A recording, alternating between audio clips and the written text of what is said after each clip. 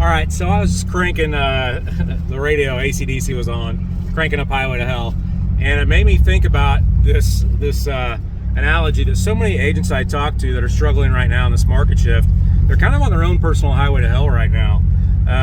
They're facing just overwhelm, stress, anxiety. They're losing sleep. They don't know where the next deal's coming from. They don't know how to go out and generate another lead, and they're taking kind of this shotgun approach on trying to generate some business. They're trying anything and everything to get some deals going, and honestly, that's the absolute worst thing to do.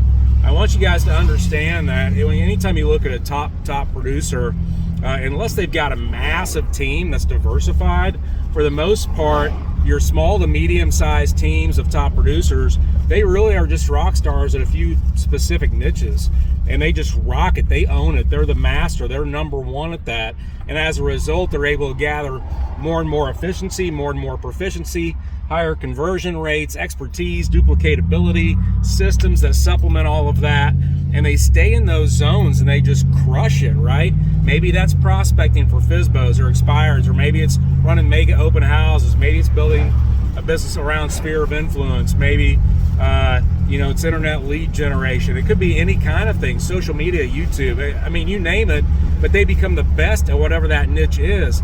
And for the ones that do it and do it at a kind of sustainable level, it's sustainable because the fact they're not fighting themselves, they're not swimming upstream against who they are. You're never going to rock out and become a master prospector and build a business that lasts 5, 10, 15 years if you're not cut of the right cloth to prospect, to deal with that. But a lot of you try to do that. Same thing with open houses, or same thing with like internet lead gen. So many people say we've got to do a bunch of internet leads these days. We've got to do a bunch of social media.